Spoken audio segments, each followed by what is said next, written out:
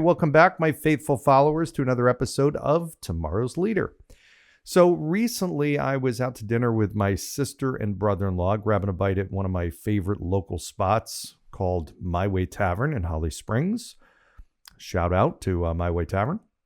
And it happened to be on a night that they were doing an Oktoberfest celebration. And they came around to the table and they said, hey, we're doing this contest. And right away, I'm like, yep. And they explained it. They said, okay, well, what you're going to do is we're going to give you a beer mug, fill it with water, and you have to hold it out in front of you as long as you can without bending your elbow at all and without lowering it down. And whoever does it the longest will win this really big, nice beer stein. And I'm thinking, okay, great. That sounds terrific. So my brother-in-law and I did it. And we, the mug is, I don't know, maybe a pound. It's a pretty big size mug. Fill it up with water. Maybe it's another pound. So it's probably 1.5 pounds, maybe 2 pounds. And I'm thinking, okay, I am going to win this thing. I mean, I think I can hold this for at least a half an hour. I mean, it's really not that heavy. And so the contest began, and first minute I was fine. Second minute, felt a little burning sensation in the shoulder region. The lactic acid buildup. Third minute I'm starting to kind of shake, and the fourth minute my body's like shaking like crazy, and water's going all over the place. And shortly after that, I had to put the mug down. Now, I did not come in last place. I did not come in first place. My brother-in-law Jeff actually did come in first place, so he won the stein. And I think he got another maybe minute and a half, couple minutes out. But boy, that was well short of the half an hour I had planned to hold that for. And it's interesting because, it was, let's call it 2 pounds. It was 2 pounds. The weight itself didn't change at all. I mean, it was static, right? It's not like it got lighter or heavier. But I will tell you, 2 minutes in, it felt like it was about 10 pounds.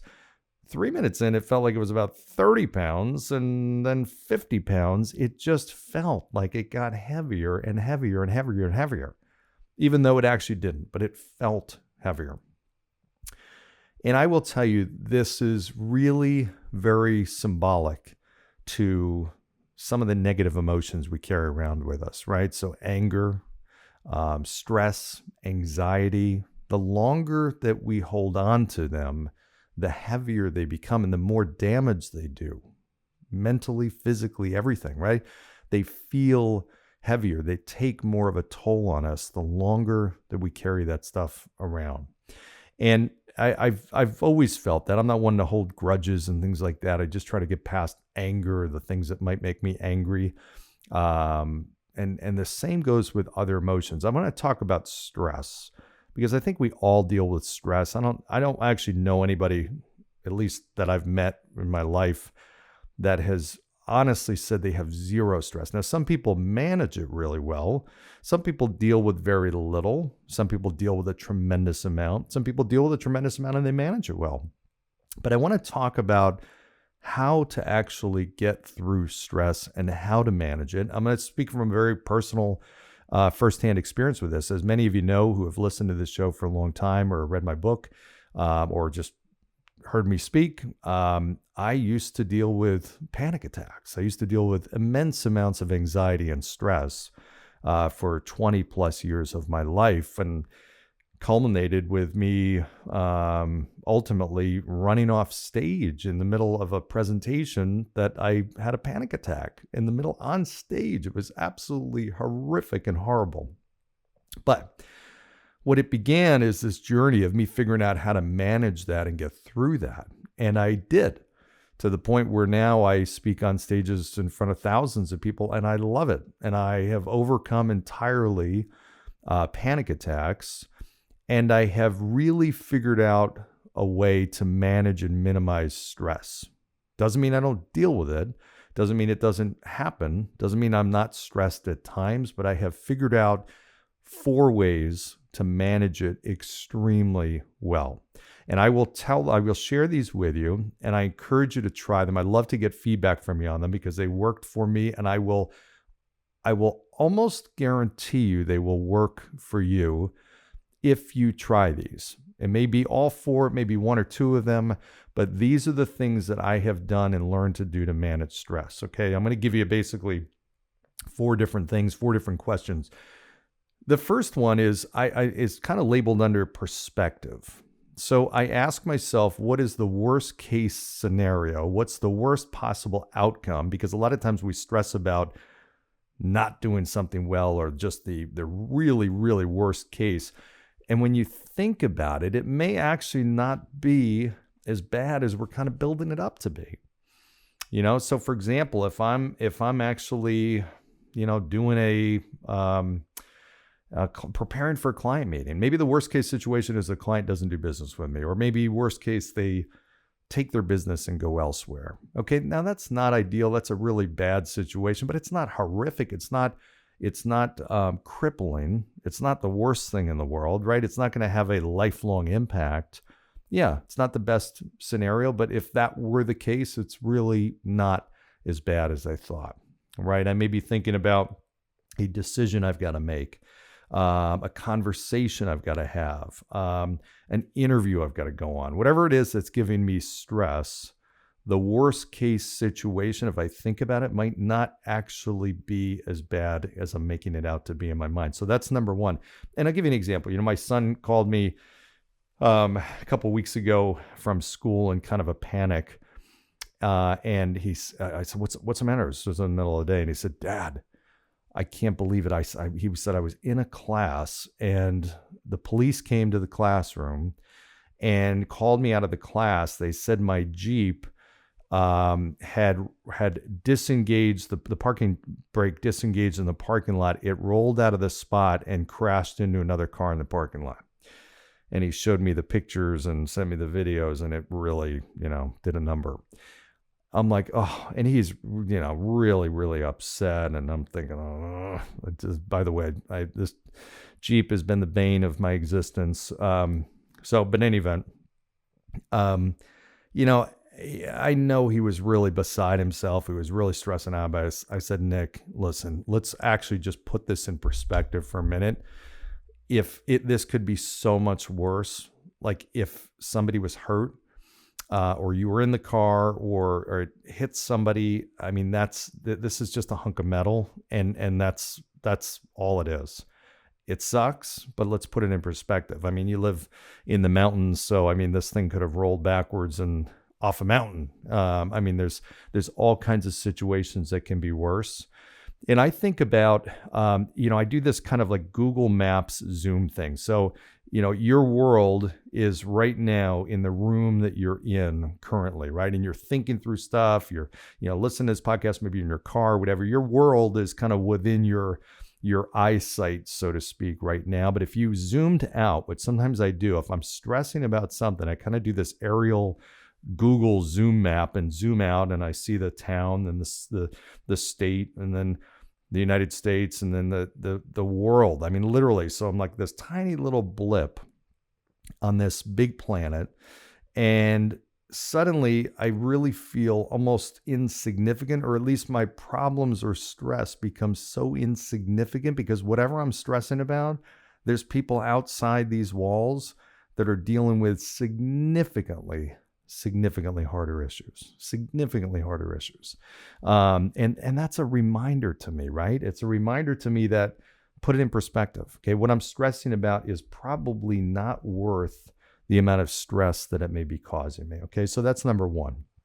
Here's number two. Number two is labeled gratitude. So how many of you stress about things that you have to do? You've got all this stuff on your plate. You have to go do this big presentation. You have to take this test. You have to have this tough conversation. You've got to go do this. When in reality, I change one word, and I just change the word have to get to. So I might be stressing about a presentation or getting anxious about it. And I just changed the word to I get to. Not that I have to do this presentation. I get to. I'm honored to be asked to do it. I'm honored to have the opportunity. I'm one of 1,000 people in this room that's speaking on the stage. I get to do something that's really unique. I'm taking a test. I get to do this. I'm in school. That's really kind of a privilege, right? I get to take a test. I get to get smarter as a result of studying for the test. I get to be here in this safe environment where I'm taking a test and other people may not have that ability to do that. I get to have this tough conversation, whatever it is. If I change that word, there's something that triggers in my mind this feeling of gratitude. And I realize, okay, if I can't get out of something, I can get into it, so to speak, even if it's something I really don't want to do. But all of a sudden I'm like, okay, you're right. I get to do this. It's a different way of looking at things. That's number 2. Here's number 3. I think about, a lot of times I ask the question, am I stressing about something that I think or something that I know? Let me say that again. Am I stressing about something that I think or something that I know? So many times we stress about stuff that just is not true. I mean, that's the worst part about it. Stress does so many bad things to you. I mean, the cortisol levels that go through your body are physically damaging, right? And it mentally, it causes so much destruction.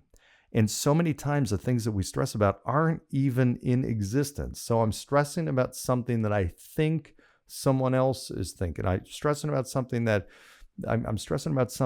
a scenario that I think happened that didn't. Or why didn't I get invited to that party or the social gathering? I'm making my own conclusions, which oftentimes are just not right. I think this person said something, or they think something about whatever it is.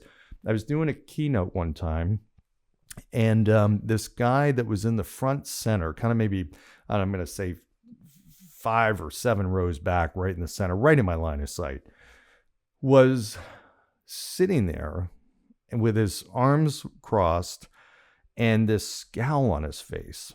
And as I was going through my presentation, he just looked angry, not even bored. I can handle bored, but he looked angry, like literally, just arms crossed, really sour look on his face, his head kind of tilted, just furrowed eyebrow, just this really unhappy look. And I'm like, geez, I mean, it really got into my head, right? So I'm trying to make eye contact and bounce around and move around the room. And he got in my head. And I'm like, okay, I'm not going to look at him. And I just couldn't stop. Every time I just turned around, he was right there.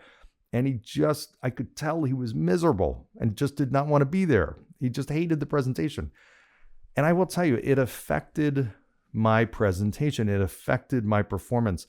My mojo was off, right? Because it just was affected my self-talk. I let it happen.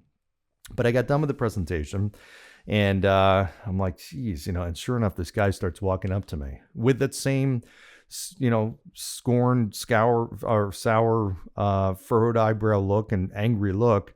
And he comes up to me and he looks at me, still looking angry.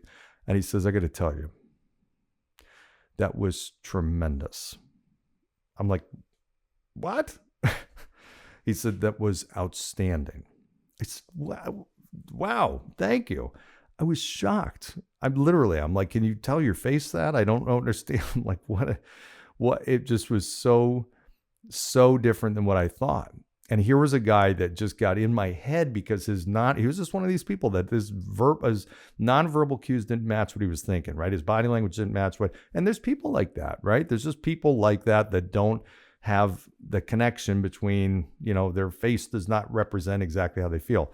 This was just a guy like this. And now here he was enjoying and loving what I was talking about. I had no idea.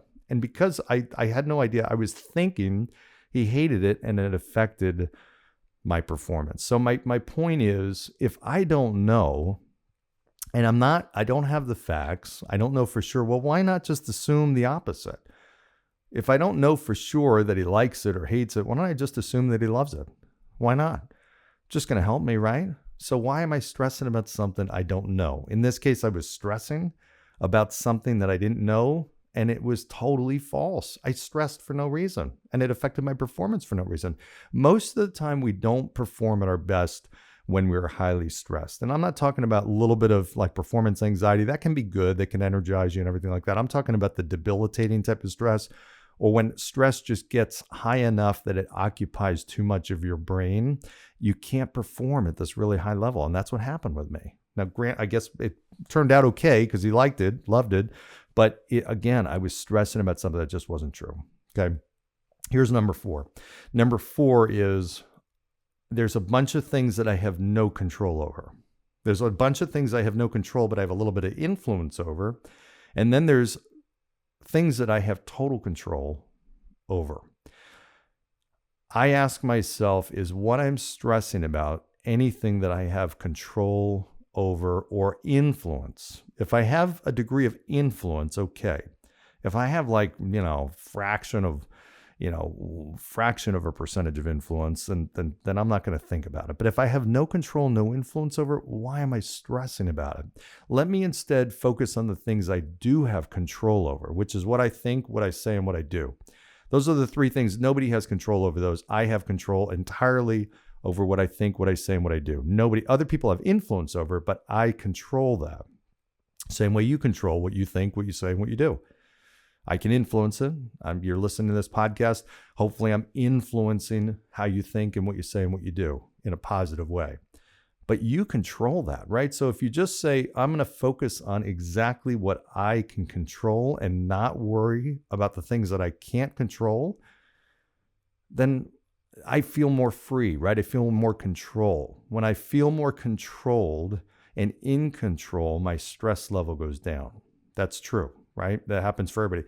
When you feel in control of your life, of your day, of your relationships, of your outcome, you feel less stressed. Stress tends to raise when we feel out of control. Things are chaotic, disorganized, unpredictable. Those things cause stress.